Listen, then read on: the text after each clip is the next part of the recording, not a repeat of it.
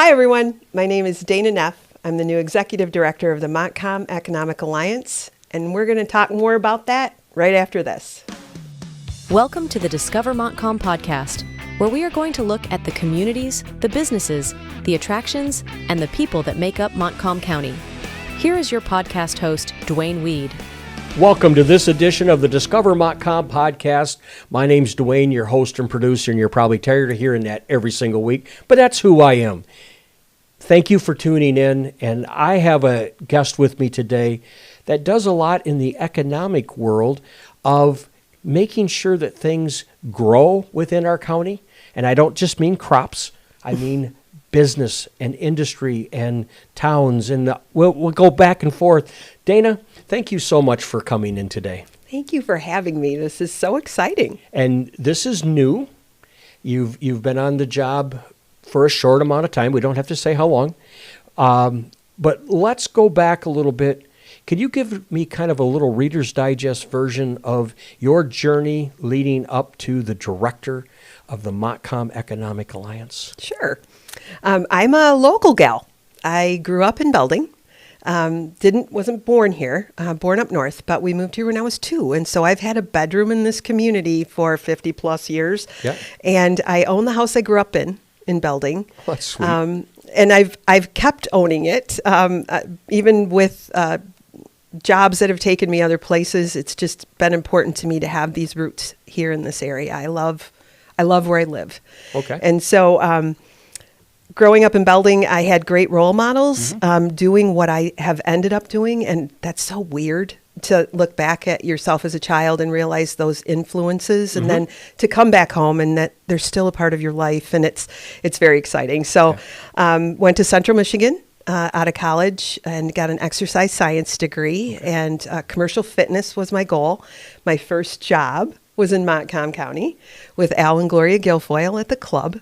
Okay. And it just happened to be at a really exciting time for their company. We were charged with building the fitness center at MCC. Oh. And so that was my objective. And I became the recreation assistant at Montcalm Community College, ended up working for them, and then went on vacation to Colorado, came back, gave my notice, and moved out west. Okay. And so lived out west for a while, loved it, would likely still be there had it not been for family needs to come home.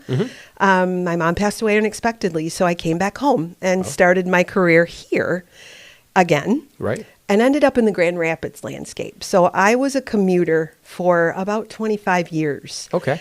And coming out of the pandemic, I guess I skipped a little bit of that journey, but ended up going to Davenport University, worked for the YMCA, got my master's degree with IPEX, and really got into the idea of working for a nonprofit. And what that really means to do it and do it well is to understand that fund development is a viable business strategy. Sure. Kind of got your history. What drew you to this position? What, something probably came up on some app or some place and you went, there's an opening. When you saw that, what was it that drew you to this job? Well, actually, home is what drew me in. I have commuted for so long. I really I lamented a lot on the fact that I had a lot to offer, but I had to go to Grand Rapids to do what I did. And so my sister texted me one day and said, hey, God's working overtime. There is this job, you have got to read this job posting. And I immediately had a feeling, and I can't explain that. It drew me in. It just drew me in, and I had to pursue it. And it was a wonderful experience interviewing with the board and the leaders at the right place, and everything just kind of played out, and here I am today. And so I actually get to work where I live, and that is so cool. I was going to say that would be. Now, we introduced you as the director of the Montcalm Economic Alliance, and I will refer to it as the Montcalm Alliance because I knew Franz and all that, and he always referred to it as the Montcalm Alliance. So the official name is the Montcalm Economic Alliance. But you threw in a name there about the right place, and I don't want any confusion for people going, is it the right place or is it the Montcalm Economic Alliance? What is the tie between the two?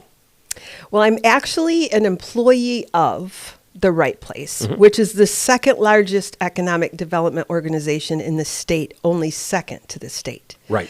And so they touch communities all over our prosperity region. So what we would all kind of imagine as West Michigan, there are 13 counties, and we work with 6 of them. Okay. And so I'm one of those outlying leaders that works from the Right Place in Kent County, and we all work remotely in other counties. Right. So Kent County is the primary team of the Right Place because of all of the economic just experiences there. That's where it's at. And opportunities. But there are wonderful opportunities in the rural counties as well. Oh, yeah. We've got, zones. I mean, here in Howard City, Yes. we've got a zone. I mean, they're all over. Yes. And your job is to try to work with people to try to fill those? Well, Or to try to help businesses grow? yes. And yes.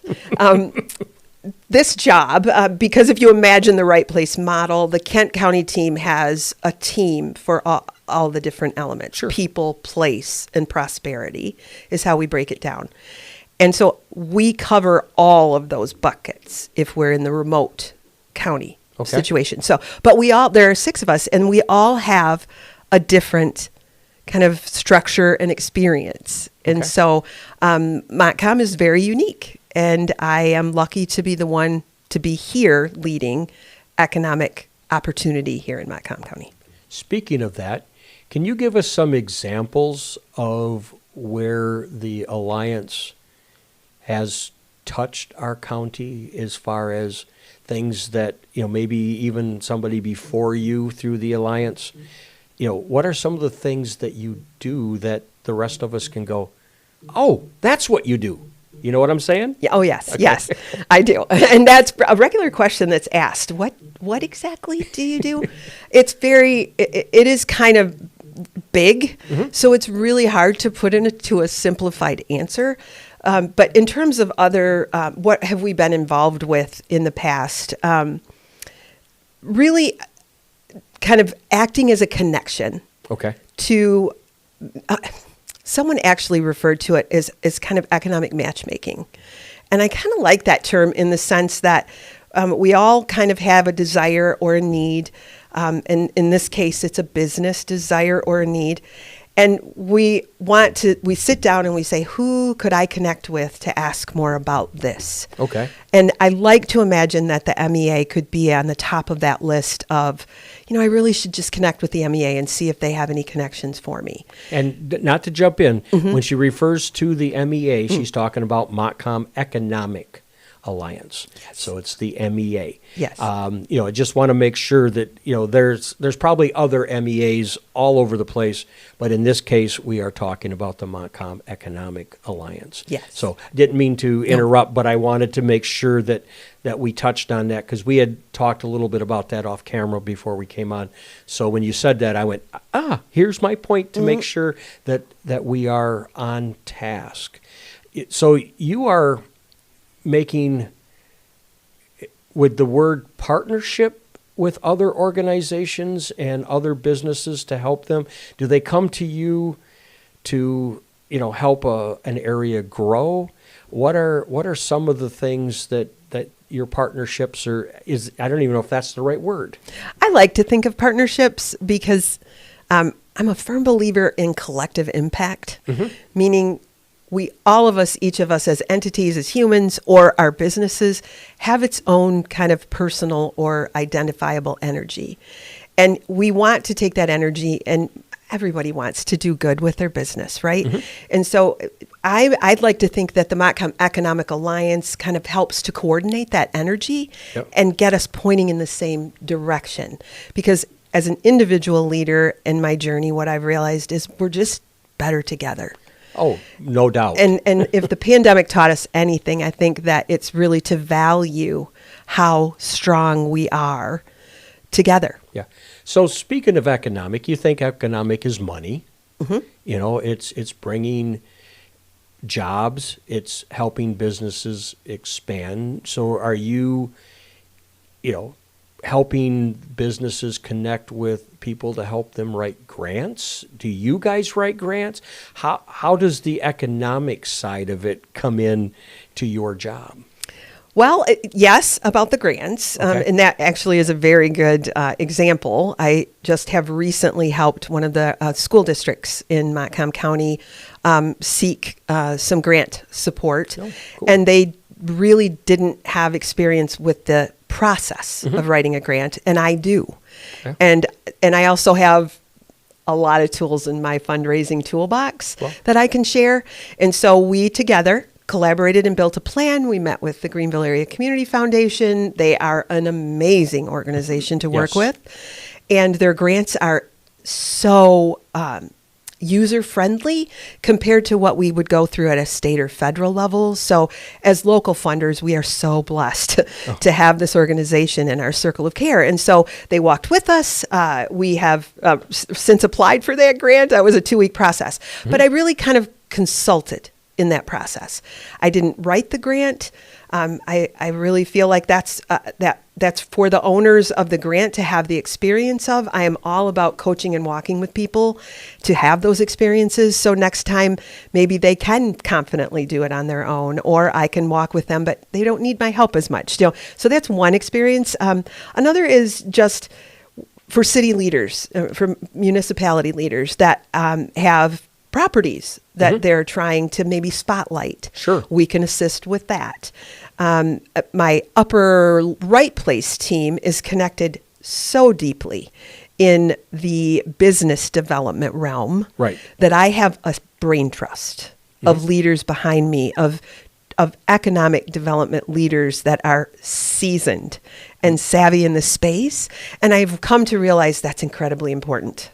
Yeah. The knowledge and wisdom that these folks bring to our outlying teams, it's such a big help. I can see that, and the idea that people that are entrepreneurs, people in business, if we don't have them, our communities hurt. Right. And we've seen evidence of that in our county already when a big business left many years ago. It took a lot of people rolling up their sleeves to make sure that things kept going. So business is so important too.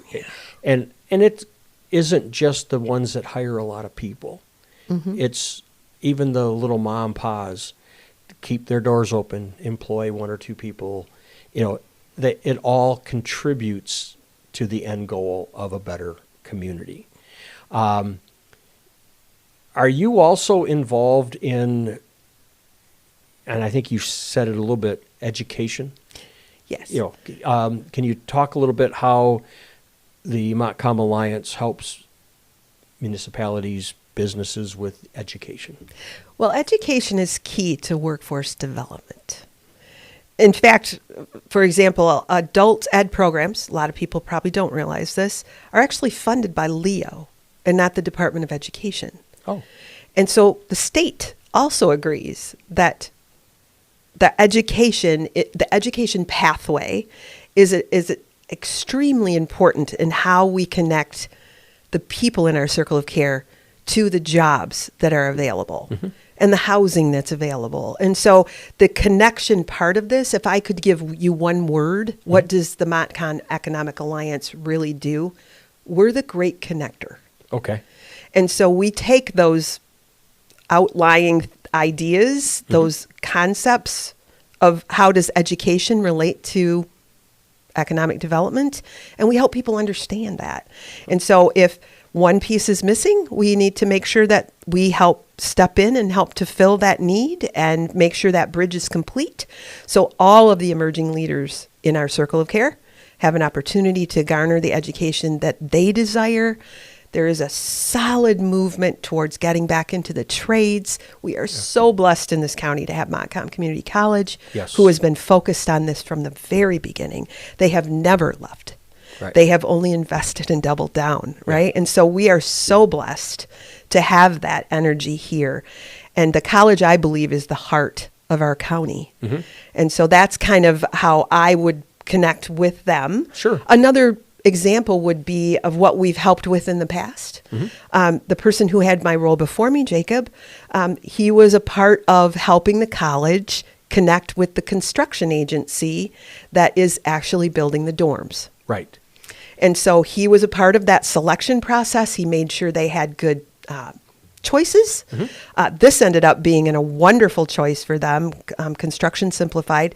They are so aligned in terms of values and core and just vision. And I think that it was just a match made in heaven. They are just doing an outstanding job. And I think that there's nothing but opportunity for us in that space. So that's a good example of how does Sure. the Montcalm Economic Alliance make those connections. You've got all this stuff happening. You bring on all of your experiences from the past, but how does Dayna get inspired? Who inspires Dayna? How does Dayna get up every morning and say, here I go? You know, it's really about the people. I'm also a DISC trainer. I teach for an organization called Chapman Foundation for Caring Communities. Okay. I've taught a listening class for the last decade, and I've been blessed by that curriculum. And so I love the people. I love empowering adults because I think we think when we graduate that our education somehow doesn't need to continue. Why didn't somebody tell me when I graduated?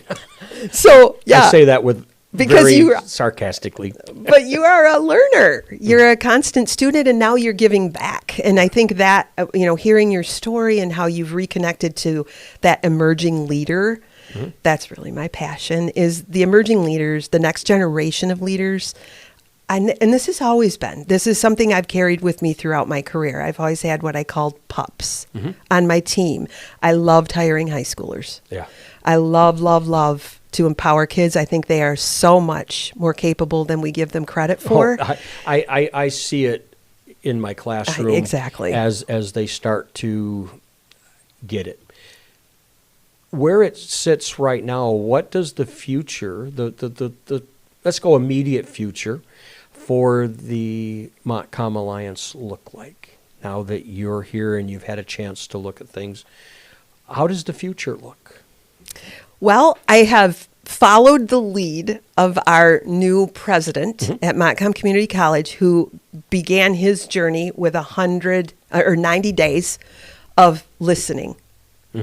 And I was absolutely inspired by that story when I read it in the catalog. And so I brought that idea with me to my new role.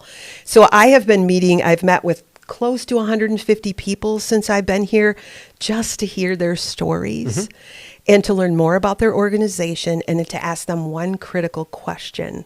What does progress mean to you? Ooh, that's a good one. Well, as you're asking that question, have those people come on the podcast and tell their story. Because you and I talked off camera. This county is full of them, full of stories. Yes. But these are people. Get to know the people behind the sign. They put their pants on one leg at a time. They get up and they go out and they make it happen. And that's the important part. As I wrap this up, is there anything that we haven't talked about that you would like to make sure that we cover at this time? Well, I think it's that I am so excited to be in Montcalm County, and that's mostly because of the landscape of leadership that we have in this county is amazing. And there are some key positions kind of transitioning right now. I mentioned the president of the college, key role in our county. Amazing gentleman who has joined our leadership in this county. Well, he needs to be on the podcast. He does. A dynamic individual. I totally agree with that. But other positions are evolving too. Montcalm Economic Alliance is one of them. You've had Jen Radke on your podcast, new chamber leader in Greenville.